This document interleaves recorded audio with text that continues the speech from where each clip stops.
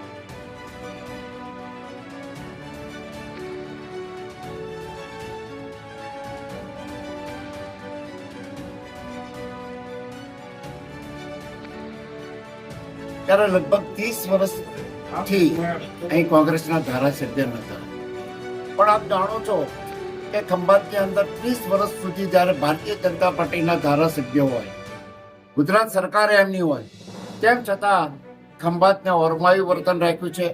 ખંભાતને જે લોક સગવડ અને લોકોના હિત માટેનું હોય, વિકાસની વાત હોય, આરોગ્યની વાત હોય, એજ્યુકેશનની વાત હોય, પીવાના પાણીની પ્રશ્નની વાત હોય, ખેડૂતોના પ્રશ્નની વાત હોય, સિંચાઈના પ્રશ્નો હોય, એવા અનેક પ્રશ્નો સાથે લોકોએ વારંવાર એમની માગણી હતી અને તેમ છતાં એમને મત આપ્યા.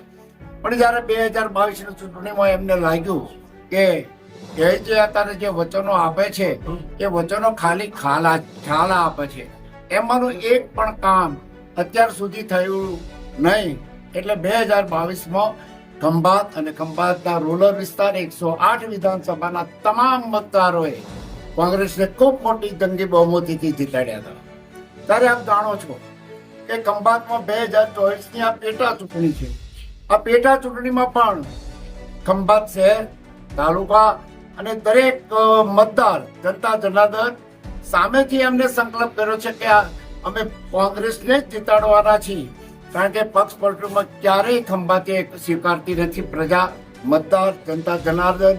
ભૂતકાળમાં પણ જેટલા અમને પક્ષ પલટું કર્યા છે એવા કોઈ પણ આગેવાન કોઈ પણ પક્ષના હોય, પણ ખંભાત 108 વિધાનસભાના જે જનતા જનાર્દન છે ક્યારેય સ્વીકારતી નથી.